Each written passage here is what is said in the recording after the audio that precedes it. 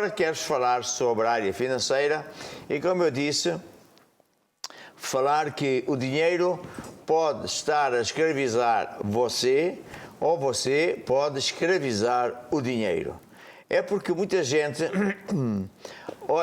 e assim o sistema do mundo, faz com que as pessoas olhem para o dinheiro e o dinheiro é que fala a gente e diz: isto podes, aquilo não podes, tu não ganhas suficiente para comprar este carro, ou esta casa, ou esta mobília, e portanto as pessoas estão assim. E agora, mais do que nunca, é preciso saber qual é o sistema de Deus. Porquê? Porque o sistema do mundo está muito, muito mal.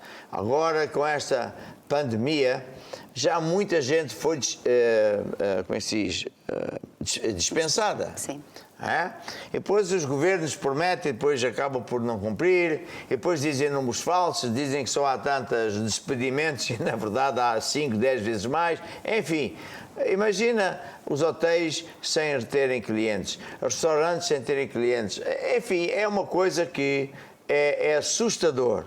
Agora, quem tem Jesus não precisa de estar assustado. Porquê? Porque Deus tem um sistema que nos mostra, que nos ensina como é que nós podemos vencer, andar por cima de todos os problemas.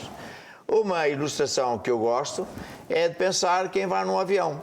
A pessoa vai no avião, vai lá em cima, nas nuvens, lá bem em cima, e passa por cima dos rios, das montanhas, das guerras, é verdade, e dos mares, e depois vai ali tranquilo, a dormir, a beber qualquer coisa, a comer, como se nada fosse. Claro que existem os problemas cá em baixo, existe a pandemia, existe a crise, mas quem está com Deus vai voar por cima disso tudo, vai chegar ao destino e vai vencer. Ora bem, por que é que eu digo que o dinheiro está a escravizar as pessoas? Porque a pessoa passa a vida a pensar: eu estou limitado, eu só ganho tanto, eu não posso comprar aquilo.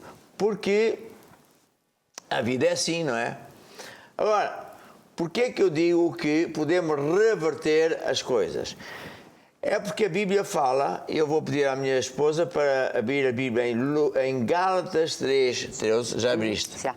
A Bíblia nos diz que quem está em Cristo, quem entrega a vida a Jesus e anda com Deus, ele é uma nova criatura. Ele está sujeito a outro tipo de leis. Está a ver? Veja, um avião pesa toneladas. Como é que ele não cai e como é que ele até levanta voo? Não é nada normal, vamos assim dizer. É porque o avião opera numa lei da aerodinâmica que supera, que vence a gravidade. Por isso é que ele anda lá em cima. Não é que a gravidade desaparece, mas ele opera num sistema diferente, numa lei que faz com que, através das asas e etc., faz com que ele consiga vencer a gravidade. E, portanto, é assim que nós podemos pensar em relação a Deus, às coisas de Deus. Ora, lê lá, se faz favor, Gálatas 3:13. Cristo nos resgatou da maldição da lei, fazendo-se a maldição por nós. Porque está escrito: maldito todo aquele que for pendurado no madeiro. Para que a bênção de Abraão chegasse aos gentios, por Jesus Cristo, e para que pela fé nós recebamos a promessa do Espírito. Muito bem. Então, Cristo explica lá a todas as pessoas que estão em direto conosco, e glória a Deus, nós hoje já tivemos literalmente milhares e milhares de casas juntos. Deus abençoe vocês. Estamos em literalmente quase todos os países. E pronto, um abraço para você e não se esqueça que Deus é bom. Mas explica lá o que é que este Gálatas 3:13 nos fala. Então, primeiro diz que Cristo, ele sofreu por nós. Ele foi lá na cruz, então tomou sobre ele todas as maldições. Ele levou tudo isso. Para quê? Com o propósito que nós não precisamos de sofrer estas maldições, mas para que nós temos direito às bênçãos de Abraão. Então, as bênçãos de Abraão é tudo de bom que Deus prometeu a Abraão, que está escrito em Deuteronômio 28, né? Então, todo aquele que recebe Jesus recebe o sacrifício que Jesus fez por nós quando ele morreu lá na cruz, então esta pessoa se torna um filho de Deus e com filho de Deus ele tem direito às bênçãos de Deus, que também são as bênçãos de Abraão e que estão em Deuteronômio 28. E não só tem direito a bênçãos, Sim. tem direito à proteção, porque Sim. aquele que habita no esconderijo do Altíssimo, à sombra do Omnipotente, Sim. pode descansar. É isso.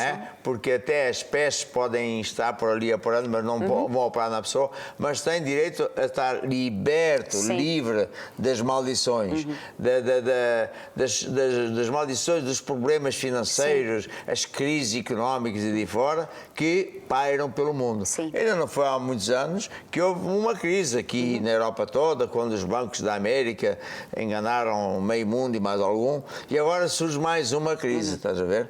Então, Cristo nos resgatou dessas maldições. Há outra passagem bíblica que vem em Colossenses 1:13. Se tens isso aí aberto? Sim, tenho. Então diz lá.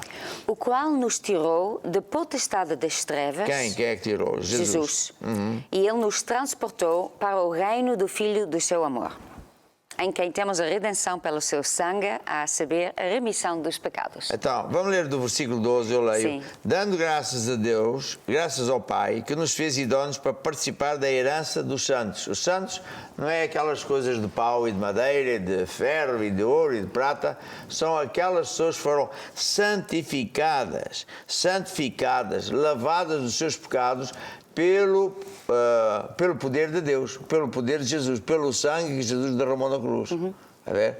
Até olha, aqui em Colossenses, o apóstolo Paulo, logo aqui no início, diz assim, é uma carta, ou epístola, a carta do apóstolo e do irmão Timóteo aos santos e irmãos fiéis em Cristo.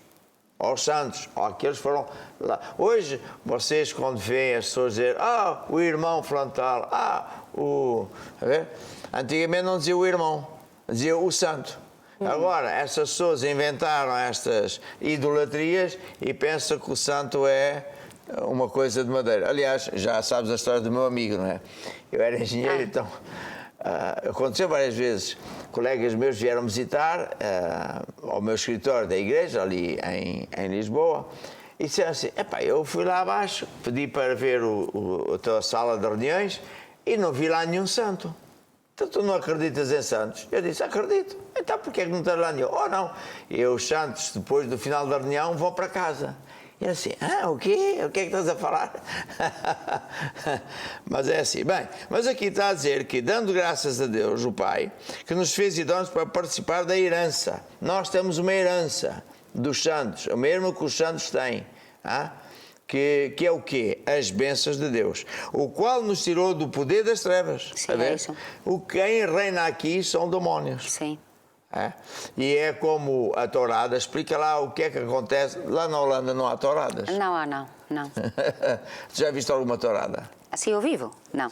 E na televisão? Na televisão, acho que é muito injusto. Injusto? Sim, porque é um touro e depois é uma quantidade de toureiros. Quer dizer, o bicho não tem hipótese nenhuma. Isto não é uma luta justa. Pronto. Sim, mas o que é que acontece? Sim, pronto.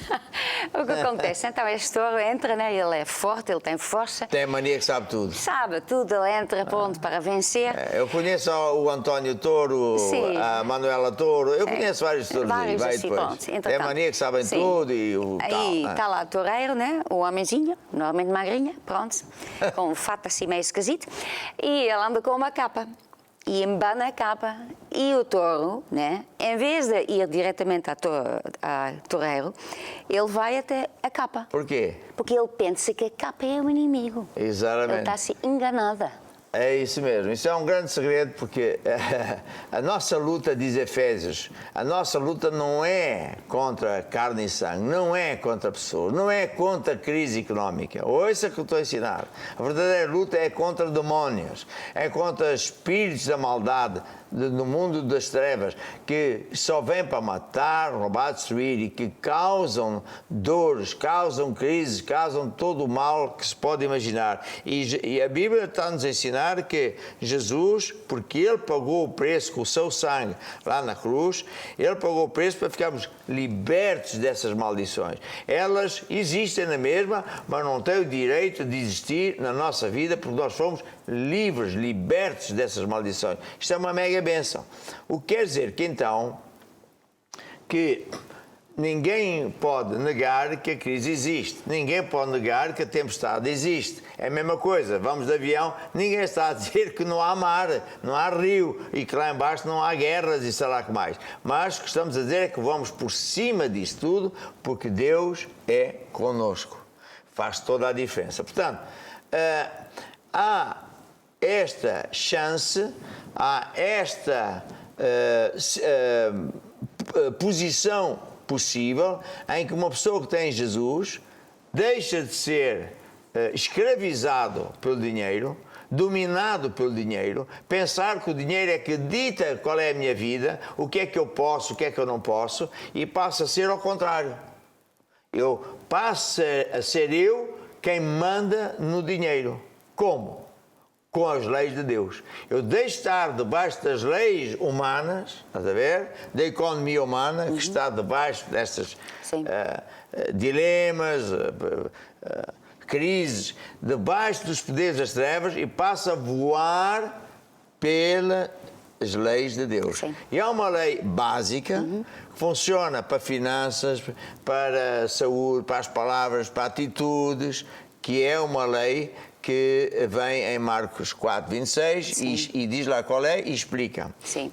Então, Marcos 4:26, Jesus falou, ele diz, o reino de Deus é assim como se o homem semeia a semente na terra. Ele diz, tudo no reino de Deus funciona assim, de lançar uma semente.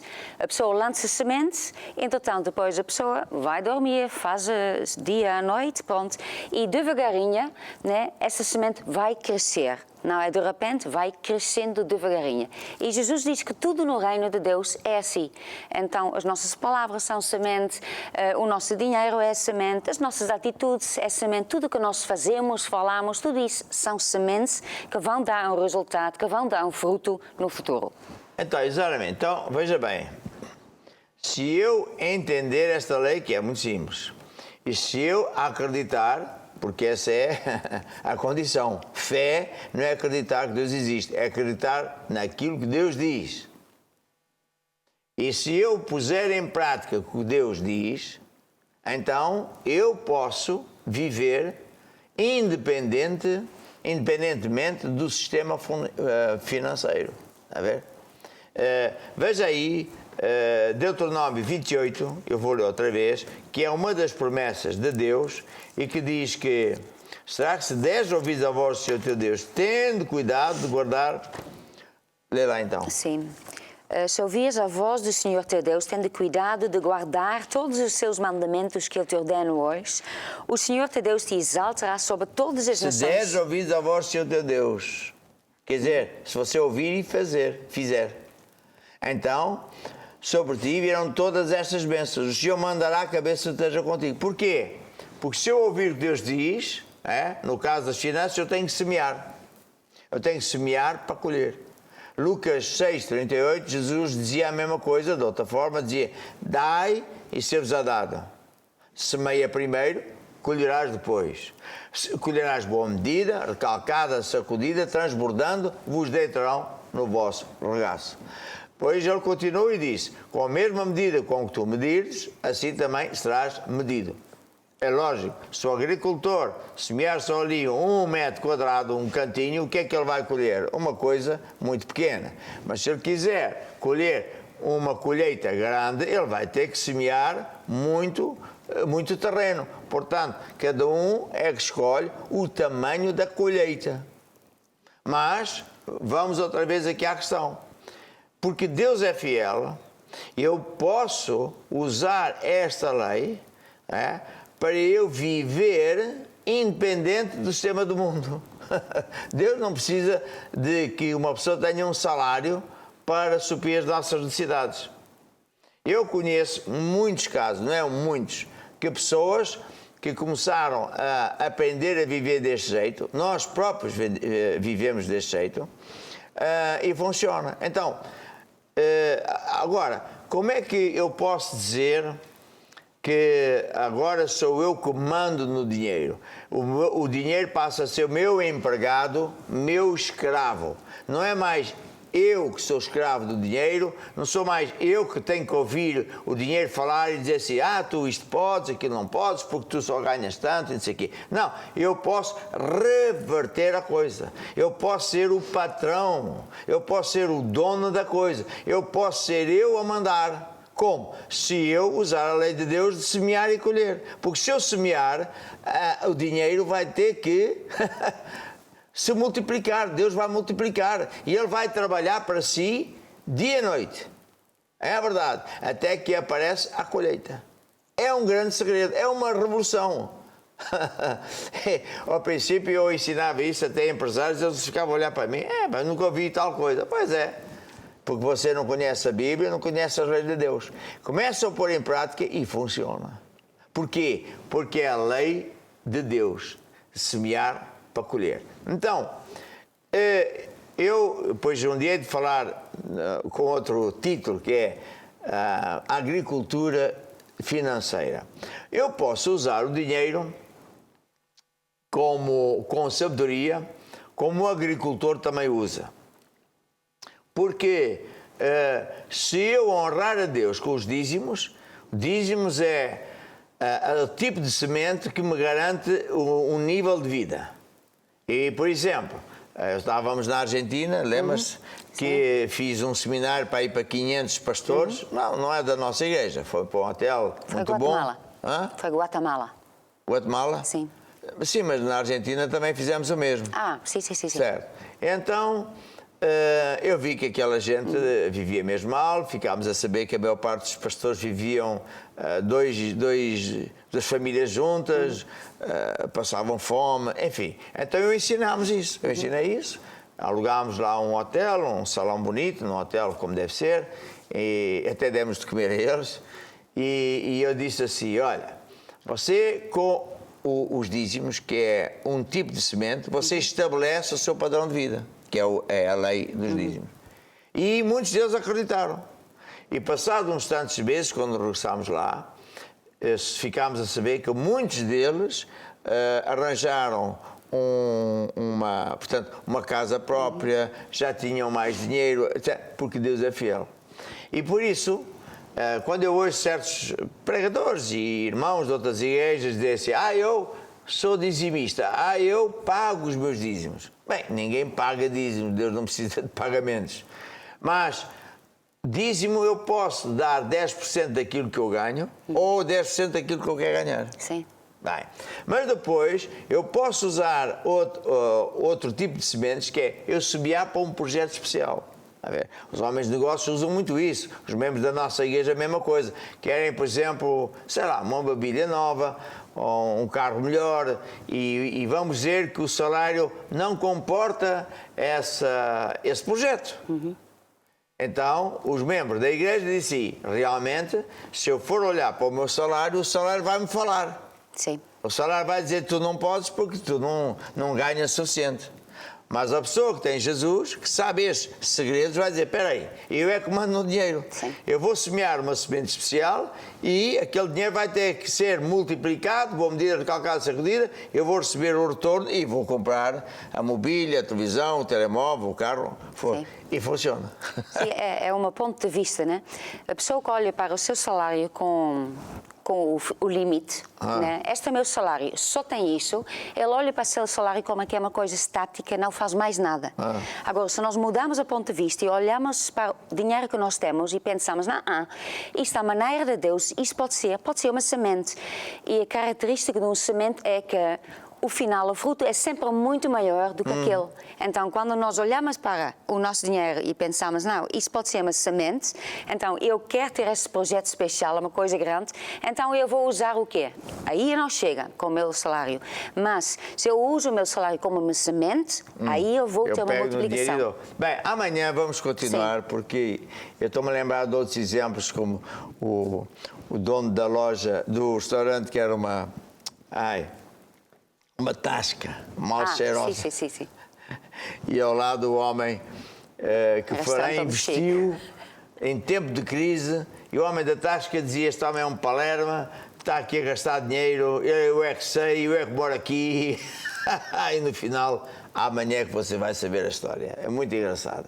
Mas seja como for, este é amanhã também vou falar sobre o Isaac, que em tempo de crise toda a gente teve que ir para outro país porque as sementes nem sequer cresciam. Era mesmo maldição. O gado não se reproduzia. Isso já aconteceu em vários países.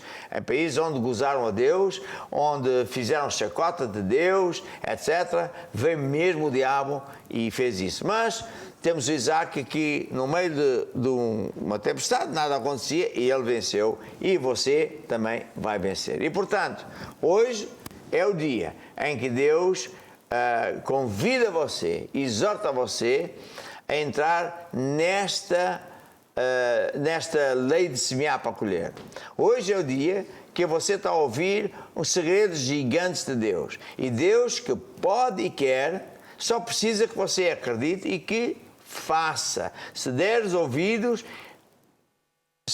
como é que diz lá, Deuteronômio 28? Será que se deres ouvidos para fazer conforme a tudo quanto está escrito, então estas bênçãos virão sobre ti. As bênçãos é que vêm atrás de si, não é mais maldição. As bênçãos vêm atrás de si. Você não tem que andar para aí preocupado a trabalhar horas extras. Parece mentira, as bênçãos vêm ter consigo. E como é que nós, nos dias modernos hoje, podemos fazer? Normalmente, quando a igreja está aberta, as pessoas vêm à igreja portanto, semeiam. Sim. A gente tem uns vasos assim. Mas hoje, com a tecnologia moderna, temos contas bancárias, temos internet, temos Facebooks, etc. E por isso vai aparecer aí uma placa onde está os dados para que você possa aplicar esta lei de semear e colher e deixar de ser escravo do dinheiro e passar a ser o dono do dinheiro que dá ordens. Amanhã vou continuar a falar que este tema é muito bonito, muito importante, tem muito mais para aprender, mas hoje começamos já a pôr em prática esta lei, enquanto que ouvimos uma música que diz eu estou livre. É outra música que tem o título igual, mas estou livre do poder das trevas. Vamos lá então. Estou livre, estou livre. Estou livre do poder das trevas, do pecado por aquele que me amou. Estou livre, estou livre, estou livre pelo sangue do Cordeiro que por mim se entregou. Doenças já não entram mais em mim, pois eu sei que Jesus já pagou. Dores e enfermidades ele levou para a cruz. Pelas suas pisaduras eu já fui sarado. Estou livre, estou livre, estou livre do poder das trevas, do pecado por aquele que me amou.